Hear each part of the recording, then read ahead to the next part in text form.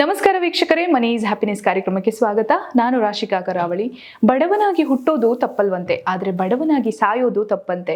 ನಮ್ಮ ಗುರುಗಳು ಹೇಳುವಂತ ಪ್ರತಿಯೊಂದು ತಂತ್ರಗಳನ್ನ ಫಾಲೋ ಮಾಡಿದ್ರೆ ನಾವು ಸಹ ಶ್ರೀಮಂತರಾಗಬಹುದು, ನಾವು ಸಹ ಅದೃಷ್ಟವಂತರಾಗಬಹುದು. ಸೊ ನಮ್ಮ ಜೊತೆಗಿದ್ದಾರೆ ಜಿ ಕನ್ನಡ ವತಿಯಿಂದ ವೀರ ಕನ್ನಡಿಗ ಪ್ರಶಸ್ತಿ ಪುರಸ್ಕೃತರು, ದುಡ್ಡಿನ ದ್ರೋಣಾಚಾರ್ಯ ಅನಂತ ವಿಶ್ವ ಆಚಾರ್ಯ ಗುರುಗಳು. ಗುರುಗಳೇ ನಮಸ್ಕಾರ, ಕಾರ್ಯಕ್ರಮಕ್ಕೆ ಸ್ವಾಗತ. ನಮಸ್ತೆ ಮೇಡಮ್. ಮತ್ತೆ ನಮಸ್ತೆ ನನ್ನ ಎಲ್ಲ ಪ್ರೀತಿಯ ಆಗರ್ಭ ಶ್ರೀಮಂತ ದೇವರುಗಳಿಗೆ. ಸರ್ವೇ ಜನ ಸುಖಿನೋ ಭವಂತು, ಸರ್ವೇ ಸಂತು ನಿರಾಮಯಃ, ಸರ್ವೇ ಭದ್ರಾಣಿ ಪಶ್ಯಂತು, ಮಾ ಕಶ್ಚಿತ್ ದುಃಖ ಭಾಗ ಭವೇತ್. ಅಹಂ ಬ್ರಹ್ಮಸ್ಮಿ. Thank you universe. ಗುರುಗಳೇ, ನನ್ನ ಪ್ರಶ್ನೆ ಏನಪ್ಪಾ ಅಂತಂದ್ರೆ, ಹಣ ಇರುತ್ತೆ ಆದ್ರೆ ಗೊತ್ತಾಗದೇ ಇರೋ ಹಾಗೆ ಖರ್ಚಾಗ್ಬಿಡತ್ತೆ. ಆಮೇಲೆ ಸಂಬಂಧಗಳಲ್ಲಿ ಹೊಂದಾಣಿಕೆ ಇರೋದಿಲ್ಲ, ಒಬ್ಬರಾದ್ಮೇಲೆ ಒಬ್ರು ಬಿಟ್ಟು ಹೋಗ್ತಾನೆ ಇರ್ತಾರೆ. ಇದಕ್ಕೆ ಏನ್ ಕಾರಣ? ಸಮಸ್ಯೆಗಳ ಮೇಲೆ ಸಮಸ್ಯೆಗಳು ಬರ್ತಾನೆ ಇರುತ್ತೆ. ಅಂಡ್ ಇನ್ನೊಂದು, ಲಕ್ಷ್ಮಿ ಶಾಪ ಕೊಡುವಂತ ಸನ್ನಿವೇಶಗಳೇನಾದ್ರೂ ಇರುತ್ತಾ ಅಂತ. ತುಂಬಾ ಚೆನ್ನಾಗಿ ಕೇಳಿದ್ರಿ. ಈ ಪ್ರಶ್ನೆ ಬಹು ಜನರಲ್ಲೂ ಇದ್ದೇ ಇರುತ್ತೆ. ಹೌದು, ಶಾಪ ಆಗ್ತಾಳೆ, ಲಕ್ಷ್ಮಿ ಶಾಪ ಆಗ್ತಾಳೆ. ನೋಡಿ, ನಾವುಗಳು ಯಾರಾದ್ರೂ ನಮ್ಗೆ ಅನ್ಯಾಯ ಮಾಡಿದ್ರೆ ಅಥವಾ ನಮಗೆ ಕೆಟ್ಟದನ್ನು ಮಾಡಿದ್ರೆ ನಮಗ್ ಗೊತ್ತಿಲ್ದಿರನೆ ನಾವು ಶಾಪ ಆಗ್ತೇವೆ. ಹಾಳಾಗೋಗ್ಲಿ ಅಂತಂದ್ರು ಹೇಳ್ಬೋದು, ಅಥವಾ ನಿನಗೂ ಈ ಪರಿಸ್ಥಿತಿ ಬರುತ್ತೆ, ನಿನಗೂ ಕರ್ಮ ಸುತ್ಕೊಳ್ಳುತ್ತೆ ಅಂತಂತೆಲ್ಲ ಶಾಪ ಆಗ್ತೀವಲ್ವಾ. ಪ್ರತಿಯೊಂದು ಶಾಪವು ತಟ್ಟುತ್ತೆ. ಯಾರ್ ಶಾಪ ಆಗ್ತದ? ಒಳ್ಳೆಯವ್ರ ಶಾಪ ಆಗ್ತದ ಮಾತ್ರ. ಕೆಟ್ಟವ್ರು ಕೆಟ್ಟದು ಏನೇನೋ ಅನ್ಕೊಂಡು ಶಾಪ ಆಗ್ತಾರೆ, ಅವೆಲ್ಲ ತಟ್ಟೋದಿಲ್ಲ. ಬಟ್ ಆದ್ರೆ ಒಳ್ಳೆ ವ್ಯಕ್ತಿಗಳಿಗೆ ಯಾರಾದ್ರೂ ಕೆಟ್ಟದ್ ಮಾಡಿದ್ರೆ ಅವ್ರನ್ನ ಇಂದಿನ ಎಪಿಸೋಡ್ ಅಲ್ಲಿ ಹೇಳಿದೆ, ಒಂದತ್ರ ಉಸಿರು ಬಿಟ್ರೆ ಅಂದ್ರೆ ಉಸೂರ್ ಅಂತಂದ್ರೆ ಅವೆಲ್ಲವೂ ತಟ್ಟು ಬಿಡುತ್ತೆ. ಸೊ ಲಕ್ಷ್ಮಿಗೂ ಅಷ್ಟೇ, ಲಕ್ಷ್ಮಿ ತತ್ವಗಳನ್ನು ನಾವು ಯಾವಾಗ ಪಾಲನೆ ಮಾಡೋದಿಲ್ವೋ ಆಗ ವರ ಮಹಾಲಕ್ಷ್ಮಿಯು ಶಾಪ ಕೊಡ್ತಾಳೆ. ಸೊ ಇವತ್ತು ಅದನ್ನ ತಿಳ್ಕೊಳ್ಳೋಣ. ಅದನ್ನೆಲ್ಲ ತಿದ್ದುಕೊಂಡಾಗ ಮಾತ್ರ ನಮ್ಗೆ ಲಕ್ಷ್ಮಿಯ ಕೃಪೆ ನಮ್ಮಲ್ಲಿ ಸದಾ ಇರುತ್ತೆ. ನಾವು ಶ್ರೀಮಂತರಾಗಿ ಕೋಟ್ಯಾಧಿಪತಿಗಳಾಗಿ ಎಲ್ಲವನ್ನು ಅನುಭವಿಸೋದಕ್ಕೆ ಆಗುತ್ತೆ. ಯಾವ್ದೋ ವಿಚಾರಗಳು ಅಂತ ತಿಳ್ಕೊಳ್ಳೋಣ. ನಿಮ್ಗೆ ಅಷ್ಟಲಕ್ಷ್ಮಿಯರು ಗೊತ್ತಲ್ವಾ? ಅಷ್ಟಲಕ್ಷ್ಮಿಯರು, ಅದೇ ರೀತಿ ಅಷ್ಟ ಮದಗಳು ಅಂತಾನೂ ಇದೆ. ಅಷ್ಟಮದಗಳು ಯಾವ್ದು? ಅಷ್ಟಮದಗಳು ನೀವು ಅಷ್ಟಲಕ್ಷ್ಮಿಯರು ಬರ್ಬೇಕಂತಂದ್ರೆ ಅಷ್ಟ ಮದಗಳು ಇರಬಾರ್ದು. ಸೊ ಎಲ್ಲರಿಗೂ ಆಸೆ ಏನ್ ಗೊತ್ತಾ? ನನ್ಗೆ ಅಷ್ಟ ಐಶ್ವರ್ಯ ಸಿಗ್ಬೇಕು ಅಂತ ಅನ್ಕೊಳ್ತೀವಿ. ಓಕೆ, ಬಟ್ ಅಷ್ಟ ಮದಗಳನ್ನ ಬಿಡೋದಕ್ಕೆ ರೆಡಿ ಇರೋದು. ಯಾವ್ದು ಮದಗಳು ತಿಳ್ಕೊಳ್ಳೋಣ.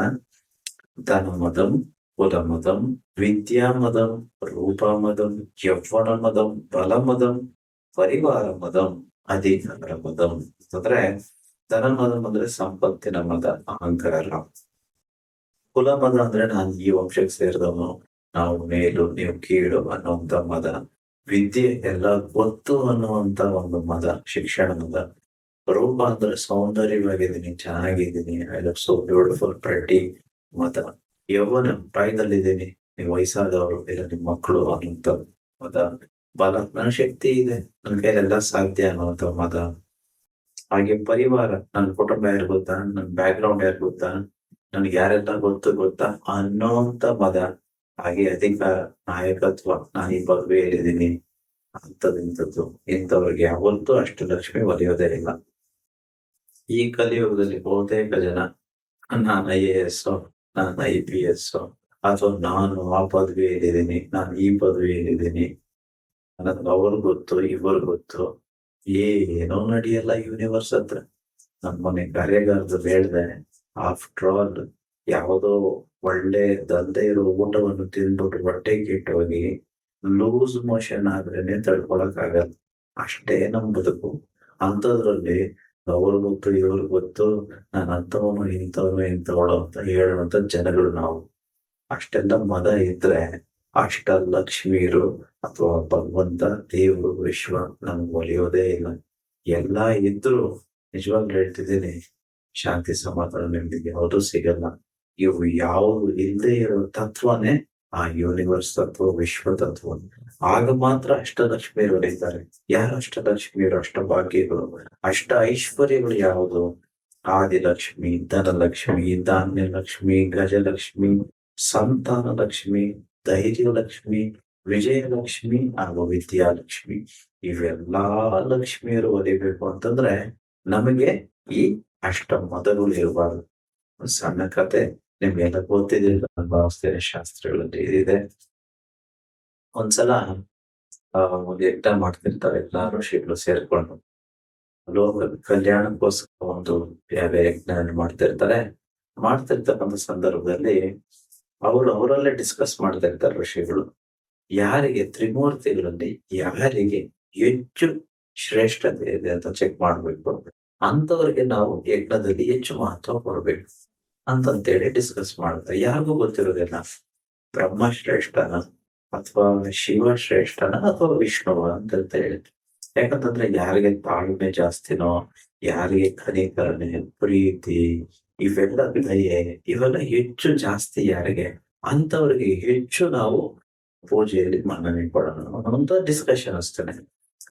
ಎಲ್ಲರೂ ಡಿಸ್ಕಸ್ ಮಾಡ್ತಾರೆ, ಡಿಸೈಡ್ ಮಾಡ್ತಾರೆ. ಇದಕ್ಕೆಲ್ಲ ಸರಿ ಇರೋದು ಭೃಗು ಮಹರ್ಷಿಗಳು. ಇವ್ರು ಹೋಗ್ಲಿ ಸ್ವರ್ಗಕ್ಕೆ ಹೋಗ್ಲಿ, ಅಲ್ಲೂ ಚೆಕ್ ಮಾಡ್ಕೊಂಡ್ ಬರ್ಲಿ ಅಂತ ಹೇಳಿ. ಸೊ ಭೃಗು ಮಹರ್ಷಿಗಳು ಒಪ್ಕೊಂಡು ಹೋಗ್ತಾರೆ. ಫಸ್ಟ್ ಬ್ರಹ್ಮನ ಹತ್ರ ಹೋಗ್ತಾರೆ. ಬ್ರಹ್ಮನ ಹತ್ರ ಹೋದಾಗ ಇವ್ರಿಗೊಂದು ಎಕ್ಸ್ಪೆಕ್ಟೇಷನ್ ಇರುತ್ತೆ. ನನಗೆ ಈ ರೀತಿನೇ ಸ್ವಾಗತ ಕೊಡ್ಬೇಕು, ನಾನು ಈ ರೀತಿನೇ ಮಾತಾಡ್ಸ್ಬೇಕು, ಈ ರೀತಿನೇ ನೋಡ್ಕೋಬೇಕು ಅನ್ನುವಂತ ಎಕ್ಸ್ಪೆಕ್ಟೇಷನ್ ಇರುತ್ತೆ. ಆದ್ರೆ ಬ್ರಹ್ಮನ ಹತ್ರ ಹೋದಾಗ ಬ್ರಹ್ಮ ಆ ರೀತಿ ಏನೋ ಇವ್ರು ಎಕ್ಸ್ಪೆಕ್ಟ್ ಮಾಡಿದ ರೀತಿ ಏನೋ ಮಾಡೋದಿಲ್ಲ. ಆಗ ಸಿಟ್ಟು ಬಂದ್ಬಿಡುತ್ತೆ ಭೃಗು ಮಹರ್ಷಿಗೆ. ಆದ್ರೂ ಪರವಾಗಿಲ್ಲ, ಇವ್ರು ಸರಿ ಇಲ್ಲ ಅನ್ಕೊಂಡ್ಬಿಟ್ಟು ವಾಪಸ್ ಬರ್ತಾರೆ. ನೆಕ್ಸ್ಟ್ ಶಿವನ ಹತ್ರ ಬರ್ತಾರೆ. ಶಿವನ ಹತ್ರ ಬಂದಾಗ್ಲೂ ಇವ್ರು ಏನ್ ಎಕ್ಸ್ಪೆಕ್ಟ್ ಮಾಡಿದ್ರು ಮನ್ನಣೆ ಗೌರವ ಅವ್ರಿಗೆ ಅಲ್ಲೂ ಸಿಗೋದಿಲ್ಲ. ಅಲ್ಲೂ ಸಿಟ್ ಮಾಡ್ಕೊಂಡ್ಬಿಡ್ತಾರೆ ಶಿವನ ಮೇಲೆ. ಕಡೆಗೆ ನೋಡೋಣ ವಿಷ್ಣು ಹತ್ರ ಹೋಗೋಣ ಅಂತ ಹೋಗ್ತಾರೆ. ಅಲ್ಲಿ ಹೋದ್ರೆ ಮಹಾವಿಷ್ಣುವು ಗಾಢ ನಿದ್ರೆ ಅಂದ್ರೆ ಯೋಗ ನಿದ್ರೆ ಇಲ್ಲಿರ್ತಾರೆ. ಆಗ ಇವ್ರಿಬ್ಬರ ಮೇಲೆ ಪಾಪ ಇತ್ತಲ್ವಾ, ಇಲ್ಲಿ ಬಂದಾಗ ಮಹಾವಿಷ್ಣುವಿನ ಮೇಲೆ ಇನ್ನೂ ಹೆಚ್ಚು ಪಾಪ ಹಾಕ್ಬಿಡುತ್ತೆ. ಯಾಕಂದ್ರೆ ದೇವ್ರಿಗೆ ಗೊತ್ತಿದ್ದಿರೋದೇನು, ನಾನು ಬರ್ತಿರೋದೆಲ್ಲ ಗೊತ್ತಿರುತ್ತೆ, ಆದ್ರೂ ನೋಡಿ ಮಲಗಿದ್ದಾರೆ ಅಂತ ಹೇಳಿ ಬಂದಿದ್ದ ಸಿಟ್ಟಲ್ಲಿ ಎತ್ತಿ ಎದೆಗೆ ಒದ್ದು ಬಿಡ್ತಾನೆ ಭೃಗು ಮಹರ್ಷಿ. ಆಗ ನೋಡಿ ವಿಷ್ಣು ಎದುರು ಏನ್ ಮಾಡ್ತಾರೆ ಗೊತ್ತಾ, ವಿಷ್ಣು ಆ ಕಾಲ್ನ ಹಿಡ್ಕೊಂಡು, ಭೃಗು ಮಹರ್ಷಿಯ ಕಾಲ್ನ ಹಿಡ್ಕೊಂಡು ಕಾಲ್ನ ಸವರ್ತಾ ಹೇಳ್ತಾರೆ, ಸ್ವಾಮಿ ನಿಮ್ಗೆ ಏನಾದ್ರು ಪೇಟ ಆಯ್ತಾ? ಯಾಕೆ ಒದ್ರಿ ಅಂತ ಕೇಳಲ್ಲ, ಸಿಟ್ ಮಾಡ್ಕೊಳಲ್ಲ. ಸ್ವಾಮಿ ನಿಮ್ಗೆ ಏನಾದ್ರು ಪೇಟ ಆಯ್ತಾ ಅಂತಂತೇಳಿ ಕಾಲ್ ಸವರ್ತಾ ಕೇಳ್ತಾರೆ ಸಮಾಧಾನವಾಗಿ. ಈಗ ಭೃಗು ಮಹರ್ಷಿಗಳೇನೋ ಕೂಲ್ ಆಗ್ಬಿಡ್ತಾರೆ, ಸಮಾಧಾನ ಆಗ್ಬಿಡ್ತಾರೆ. ಆದ್ರೆ ಮಹಾಲಕ್ಷ್ಮಿ ವಿಷ್ಣುವಿನ ಪತ್ನಿ ಅಲ್ವಾ, ತನ್ನ ಪತಿಯ ಕಾಲನ್ನು ಒತ್ತಾ ಕೂತಿರ್ತಾರೆ. ಆ ಸಂದರ್ಭದಲ್ಲಿ ಕಾಲಿಸ್ತಾ ಇರ್ತಾರೆ. ಸೊ ಅವ್ರ ಕೋಪ ಬಂದ್ಬಿಡುತ್ತೆ ಲಕ್ಷ್ಮಿಗೆ. ಲಕ್ಷ್ಮಿ ಒಂದು ಕಥೆಯ ಪ್ರಕಾರ ವಿಷ್ಣುವನ್ನು ಬಿಟ್ಟು ಗೋಲೋಕಕ್ಕೆ ಬಂದ್ಬಿಡ್ತಾಳೆ ಅಂತಿದೆ. ಇರ್ಲಿ ಪರವಾಗಿಲ್ಲ, ಬಟ್ ಅದನ್ನ ಶಾಪ ಕೊಡ್ತಾಳೆ ಭೃಗು ಮಹರ್ಷಿಗೆ. ಇನ್ನು ಮುಂದೆ ನಿನ್ನ ಸಂತತಿಯ ಹತ್ತಿರ, ನಿನ್ನ ಸಂತತಿಯ ಜೊತೆ ಈ ಲಕ್ಷ್ಮಿ ಇರೋದಿಲ್ಲ, ಹಣ ಆಸ್ತಿ ಐಶ್ವರ್ಯ ನಿನ್ ಬರೋದಿಲ್ಲ ಅಂತ ಶಾಪ ಇರುತ್ತೆ. ಸೊ ಈ ಸಂತತಿ ಯಾವುದು ನಾನು ಇಲ್ಲಿ ಹೇಳಲಿಕ್ಕೆ ಸ್ವಲ್ಪ ಕಷ್ಟ ಇದೆ. ಖಂಡಿತವಾಗಿಯೂ ವರ್ಕ್ಶಾಪ್ ಅಲ್ಲಿ ಹೇಳ್ತೇನೆ. ಬಿಕಾಸ್ ಎಷ್ಟೋ ಜನಕ್ಕೆ ನಾನು ಇದನ್ನ ಹೇಳಿದ್ರೆ ಸಿಟ್ ಮಾಡ್ಕೊಬಿಡ್ತಾರೆ. ನೋಡಿದ್ರೆ ನಮ್ಗೆ ಹೇಳ್ಬಿಟ್ರು ಅಂತಂತ ಹೇಳಿ. ಇದನ್ನ ನಾನು ಹೇಳುವಂತದ್ದಲ್ಲ, ಇದು ಪುರಾಣದಲ್ಲಿ ಇರುವಂತದ್ದು. ನೀವೇ ಬೇಕಾದ್ರೆ ತಿಳ್ಕೊಳ್ಳಿ. ಯಾರಿಗೆ ತಿಳ್ಕೊಳ್ಳೋದಕ್ಕೆ ಆಗೋದಿಲ್ವೋ ನನ್ನ ಕಮೆಂಟ್ ಮಾಡಿ, ಅಥವಾ ನಿಮ್ ಬಂದು ಕೇಳಿ ನಾನು ಖಂಡಿತವಾಗಿ ಹೇಳ್ತೇನೆ. ಯಾರಿಗೆ ಶ್ರೀ ಭೃಗು ಮಹರ್ಷಿಗೆ ಯಾಕೆ ಈ ಶಾಪ ಬಂತು? ಯಾಕೆ ಶಾಪ ಕೊಟ್ಲು ಲಕ್ಷ್ಮಿ? ಬಿಕಾಸ್ ಅವ್ರ ಅಹಂಕಾರ ಇತ್ತು, ಕೋಪ ಇತ್ತು. ಯಾರಿಗೆಲ್ಲ ಸಿಟ್ಟು ಅಂತಿದ್ಯೋ ಆ ಸಿಟ್ಟು ನಿಮ್ಗೆ ಸಿಟ್ಟಾಗಿರ್ಬೋದು, ಬಟ್ ಅದು ದೇವರ ಒಂದು ಸಮ್ಮುಖದಲ್ಲಿ ಅದು ರಾಕ್ಷಸ ತತ್ವ, ಅದು ರಜೋಗುಣ, ಅದು ಒಳ್ಳೆ ಗುಣ ಅಲ್ಲ. ಅದು ದೇವರ ಗುಣ, ವಿಶ್ವದ ಗುಣ, ಯೂನಿವರ್ಸ್ ನ ಗುಣ ಅಲ್ಲವೇ ಅಲ್ಲ. ಸೊ ಹಾಗಾಗಿ ಜಾಗ್ರತೆ. ಯಾರಿಗೆಲ್ಲ ಸಿಟ್ಟಿದೆಯೋ ಅವ್ರು ಬೇಗ ಇದನ್ನ ಬಿಡಬೇಕು. ಯಾರಿಗೆಲ್ಲ ದುರಹಂಕಾರ ಇದೆಯೋ, ಯಾರಿಗೆಲ್ಲ ಅಷ್ಟ ಮದಗಳು ಇದಾವೋ ಅದೆಲ್ಲ ಬೇಗ ಕಳೆದುಕೊಂಡ್ರೆ ಲಕ್ಷ್ಮಿಯ ಭಾಗ್ಯ ನಿಮ್ಗಿರುತ್ತೆ. ಇಲ್ಲವಾದ್ರೆ ಲಕ್ಷ್ಮಿಯ ಶಾಪ ಇರುತ್ತೆ. ಹುಷಾರು. ನೀವು ಯಾರಾದ್ರೇನು ನಿಮ್ಗೆ ನಮ್ರತೆ ಇರ್ಬೇಕು. ನೀವು ಆ ಸ್ಥಾನದಲ್ಲಿ ಇದ್ದೀರಾ ಅಂತಂದ್ರೆ ನೀವು ಪ್ರೈಮ್ ಮಿನಿಸ್ಟರ್ ಆಗಿರ್ಬೋದು, ಚೀಫ್ ಮಿನಿಸ್ಟರ್ ಆಗಿರ್ಬೋದು, ಅಥವಾ ಯಾವುದೇ ಪದವಿಯಲ್ಲಿ ಇರ್ಬೋದು, ಅಥವಾ ಯಾವ ದೊಡ್ಡ ಗುರುಗಳಾಗಿರ್ಬೋದು, ಯಾವತ್ತು ಗ್ರಾಟಿಟ್ಯೂಡ್, ಥ್ಯಾಂಕ್ ಯು ಮನೋಭಾವನೆ ಇರಬೇಕು, ಕೃತಜ್ಞತಾ ಮನೋಭಾವನೆ ಇರಬೇಕು.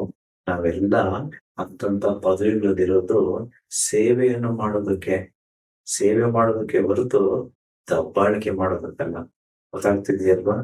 ಸೊ ಜಾಗ್ರತೆ. ಲಕ್ಷ್ಮಿಯ ಭಾಗ್ಯ ಆ ದೇವರ ಕರುಣೆ ಪ್ರೀತಿ ನಮ್ಮ ಮೇಲೆ ಇರಬೇಕು ಅಂತಂದ್ರೆ ನಾವ್ ಎಲ್ಲಿದೀವೋ ಅದಕ್ಕೆ ಕೃತಜ್ಞ ಮನೋಭಾವನೆ ಇರಬೇಕು. So we should be people who are serving. We're not expecting others to serve us in return. Let us not treat unequally. Let us treat everybody equally. Let us love and respect everything. This nature, has given everything in bounty. Everything this nature is given for free. So let us, look at this nature and people with dignity and respect. So ಯಾವತ್ತೂ ಏನಿರ್ಬಾರ್ದಮ್ಮ, ಅಷ್ಟಮದಲ್ಲಿ ದೊಡ್ಡ ಮಗ ಯಾವುದು? ಅಹಂಕಾರ ಮತ್ತು ಕೋಪ ಇದಿರಬಾರ್ದು. ಎಷ್ಟು ಚೆನ್ನಾಗಿ ಹೇಳಿದ್ರಿ ಗುರುಗಳೇ. ನಿಜ ಅದು. ಯಾಕಂದ್ರೆ ಕೆಲವರು ದೊಡ್ಡ ಹುದ್ದೆಲಿ ಇರ್ತಾರೆ, ದುರಾಹಂಕಾರದಲ್ಲಿ ಮಾತಾಡ್ತಾ ಇರ್ತಾರೆ, ದುರಾಹಂಕಾರದಲ್ಲಿ ನಡ್ಕೋತಾ ಇರ್ತಾರೆ. ಅಂತವ್ರಿಗೆಲ್ಲ ಒಳ್ಳೆ ಮೆಸೇಜ್ ಇದು. ಅಂಡ್ ಗುರುಗಳೇ, ನೀವು ಬರ್ದಿರುವಂತ ಲೈನ್ಸ್ ಕೆಲವೊಂದು ನೈಜತೆಗೆ ಹತ್ತಿರವಾಗಿರುತ್ತೆ. ಅದ್ರಲ್ಲಿ ಇದೊಂದು ಕೇಳ್ಬೇಕು ನಾನು. ದೀಪವನ್ನ ಆರಿಸಿ ಹುಟ್ಟುಹಬ್ಬವನ್ನ ಆಚರಿಸುವ ಪದ್ಧತಿ ಆರಂಭದಿಂದಲೂ ನಾವು ಹೆಚ್ಚು ಬಡವರಾಗೋಕೆ ಹೊರಟಿದ್ದು ಅನ್ಸುತ್ತೆ ಅಂತ. ಆದ್ರೆ ಶ್ರೀಮಂತರು ಕ್ಯಾಂಡಲ್ ಹಚ್ಚಿನೇ ಬರ್ತ್ಡೇ ಸೆಲೆಬ್ರೇಷನ್ ಮಾಡ್ಕೊಂತಾರೆ, ಕ್ಯಾಂಡಲ್ ಆರಿಸ್ಬಿಟ್ಟು. ಆದ್ರೆ ಅವರೆಲ್ಲ ಶ್ರೀಮಂತರಾಗೇ ಇರ್ತಾರಲ್ಲ ಗುರುಗಳೇ, ಅದ್ ಹೇಗೆ? ನೀವು ನೋಡೋ ಶ್ರೀಮಂತರು ಬರೀ ದುಡ್ಡಿರೋ ಶ್ರೀಮಂತರು. ನಿಮ್ ಪ್ರಕಾರ ಶ್ರೀಮಂತರು ಅಂದ್ರೆ ದುಡ್ಡು ಇರ್ಬೇಕು, ಕಾರ್ ಇರ್ಬೇಕು, ಆಸ್ತಿ ಇರ್ಬೇಕು, ಯಾವ್ದೋ ಒಂದು ಪದವಿ ಇರ್ಬೇಕು. ನಾನು ಆ ಶ್ರೀಮಂತರು ಬಗ್ಗೆ ಹೇಳ್ತಿದ್ದೆ ಮಾಡಿ. ಅದು ಬರೀ ಒಂದು ಜಸ್ಟ್ ಒನ್ ಆಸ್ಪೆಕ್ಟ್ ಅಷ್ಟೇ. ಬರೀ ದುಡ್ಡಿದಿರೋ ಕಾರಣಕ್ಕೆ ಅವ್ರು ಶ್ರೀಮಂತರು ಅಂತ ಕರಿಬಾರ್ದು. ಎಲ್ಲ ಇರ್ಬೇಕಲ್ವ ಮೇಡಮ್ ಪರಿಪೂರ್ಣವಾಗಿ. ಸೊ ನಮ್ಮ ಸಂಸ್ಕಾರದಲ್ಲಿ, ಸನಾತನ ಧರ್ಮದಲ್ಲಿ ನಾವು ದೀಪವನ್ನು ಹಚ್ಬೇಕೆ ಹೊರತು ಹರಿಸೋದಲ್ಲ. ಹರಿಸೋದು ಯಾವಾಗ ಮೇಡಮ್? ದೀಪ ಹರಿಸ್ಬಿಟ್ರು ಅಂದ್ರೆ ಜೀವ ಹೊರಟೋಯ್ತು, ಪ್ರಾಣ ಹೊರಟೋಯ್ತು ಅಂತ ಅರ್ಥ. ಇನ್ಫ್ಯಾಕ್ಟ್ ನಾವು ಸಾವನಲ್ಲೂ ದೀಪ ಹಚ್ಚಿರ್ತೀವಿ. ದೀಪ ಹರಿಸೋದೇ ಇದು ಯಾವ ಸಂಸ್ಕಾರ ಮೇಡಮ್? ದೀಪ ಹರಿಸ್ಬಿಟ್ಟು ಹ್ಯಾಪಿ ಬರ್ಡೇ ಅಂತ ಹೇಳೋದು. And there is one more thing, there is birthday bumps ಅಂತ ಹೇಳ್ತಾರೆ. ಎಲ್ರು ಒಂದ್ ವ್ಯಕ್ತಿನ ಮೇಲೆ ಇಟ್ಕೊಂಡು ಬದಿಯೋದು, ಅದೇನದು ಬರ್ಡೇ ಟ್ರೀಟ್ ಅಂತ ಹೇಳೋದು. ಇನ್ಫ್ಯಾಕ್ಟ್ ಬರ್ತ್ಡೇ ಬಂತು ಅಂತಂದ್ರೆ, ಈಗ ನನ್ನ ಬರ್ತ್ಡೇ ಅನ್ಕೊಳ್ಳಿ, ನಿಮ್ಗೆಲ್ಲ ಖುಷಿ, ನೀವು ನನ್ಗೆ ಸ್ವೀಟ್ ಕೊಡ್ಬೇಕು ಹೊರತು ನಾನೇ ನಿಮ್ಗೆ ಕೊಡ್ಬೇಕು. Just imagine. ಇನ್ಫ್ಯಾಕ್ಟ್ ಆ ಸ್ವೀಟು ಬೇಡ, ಯಾವ್ದು ಬೇಡ. ಅವತ್ತೊಂದ್ ದಿನ ನಾವು ಇನ್ವೆಸ್ಟ್ಮೆಂಟ್ ಹೆಚ್ಚು ಮಾಡೋದು, ಅಥವಾ ಖರ್ಚುಗಳೆಲ್ಲ ಕಡಿಮೆ ಮಾಡ್ಬಿಟ್ಟು ರಿಟೈರ್ಮೆಂಟ್ ಏನೋ ಯೋಚನೆ ಮಾಡೋದು, ನಮ್ಮ ಮುಂದಿನ ಭವಿಷ್ಯದ ಬಗ್ಗೆ ಸ್ವಲ್ಪ ಮುನ್ನೆಚ್ಚರಿಕೆ ವಹಿಸೋದು, ಹಣಕಾಸನ್ನ ಸೇವ್ ಮಾಡೋದು, ಜೋಪಾನ ಮಾಡೋದ್ರ ಬದಲು ಟ್ರೀಟ್ ಬೇರೆ. In fact I never celebrated my birthday. ನನ್ನ ಬರ್ತ್ಡೇ ಇನ್ನಿವತ್ತು ನಾನು ಸೆಲೆಬ್ರೇಟೇ ಮಾಡ್ಲಿಲ್ಲ. ಕೇಳ್ತಿದ್ದೀನಿ, ಅವ್ರು ಕೇಳಿದಕ್ಕೆ ನನಗೆ ಹ್ಯಾಪಿ ಬರ್ಡೇ ಅಂತ ಯಾರು ಹೇಳ್ಬಾರ್ದು ಅಂತ ಹೇಳಿದೆ. I don't wish anybody to wish me happy birthday. ನಮ್ಮ ಸಂಸ್ಕಾರದ ಪ್ರಕಾರ, ನಮ್ಮ ಜ್ಯೋತಿಷ್ಯ ಶಾಸ್ತ್ರದ ಪ್ರಕಾರ, ಈ ಕ್ಯಾಲೆಂಡರ್ ಪ್ರಕಾರ ನಮ್ಮ ಬರ್ಡೇ ಇಲ್ಲ. ಸಪೋಸ್ ನಾನು ಹೊಟ್ಟಿರೋದು ಜನವರಿ 10ಕ್ಕೆ ಅಂತ ಅನ್ಕೊಳ್ಳೋಣ. ನಾವು ಬರೋ ವರ್ಷ ಯಾವಾಗ ಸೆಲೆಬ್ರೇಟ್ ಮಾಡ್ಕೊಳ್ತೀವಿ? ಮುಂಬರುವ ಜನವರಿ ಅಂತಲ್ವಾ?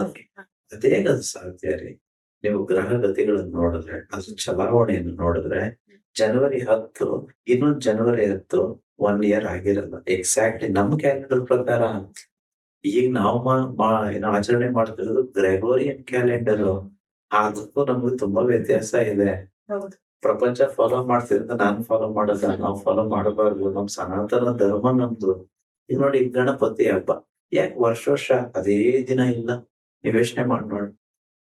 ಏಕೆ ವರಮಹಾಲಕ್ಷ್ಮಿ ಹಬ್ಬ ಪ್ರತಿ ವರ್ಷ ಅದೇ ದಿನದಲ್ಲಿ ಬರ್ತಿಲ್ಲ?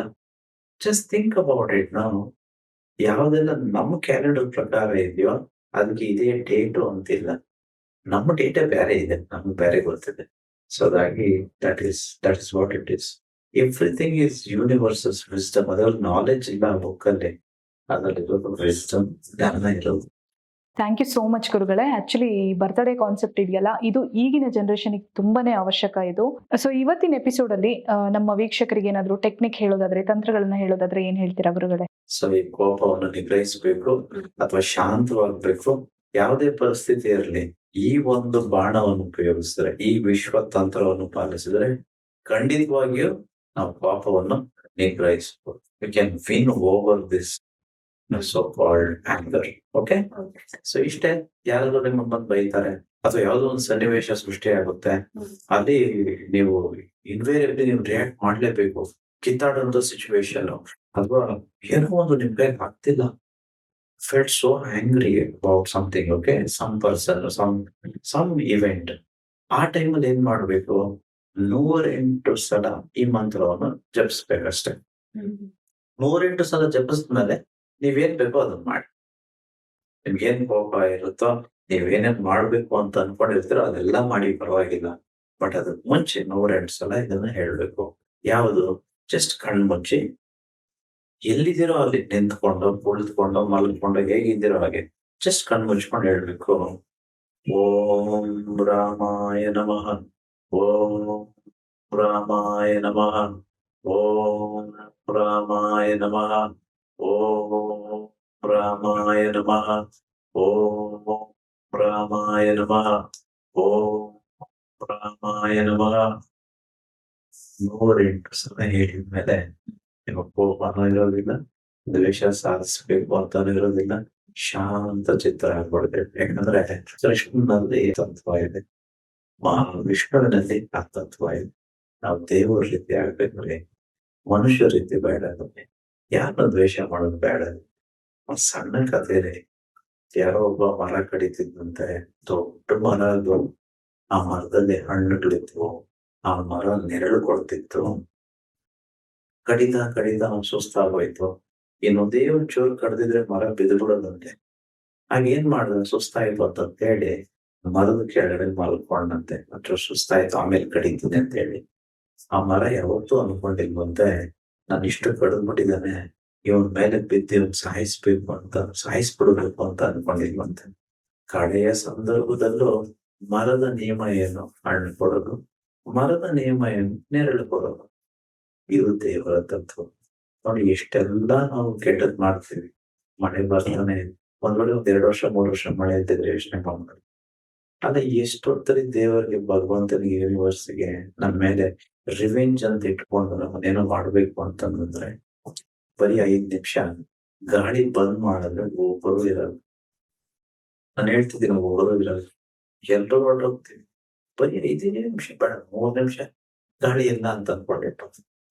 ಭಗವಂತ ಕರುಣಾಮಯ ರೀ. ಸೊ ದಯವಿಟ್ಟು ಅರ್ಥ ಮಾಡ್ಕೊಳ್ಳಿ, ನಾವು ಮೇಲ ದರ್ಜೆಯ ಲೋಕಗಳಿಗೆ ಹೋಗ್ಬೇಕು ಹೊರತು ಕೆಳ ದರ್ಜೆ ಈ ಪಾತಾಳ ಲೋಕಗಳಿಗೆ ಹೋಗೋದನ್ನ ಅದ್ ಯಮ ಕಾಯ್ತಿರ್ತಾನೆ. ನಾವು ಯಮನ ಕೆಲಸ ಕೊಡಬಾರ್ದು. ದೇವರ ಜೊತೆ ಇರೋಣ, ವಿಶ್ವದ ಜೊತೆ ಇರೋಣ, ಒಳ್ಳೇದಾಗಿರೋಣ. ಅದೇನೇನ್ ಕೋಪ ಇಟ್ಕೊಂಡಿದ್ರು, ಕೋಪ ಇದ್ರು ಲಕ್ಷ್ಮಿ ಬರಲ್ಲ.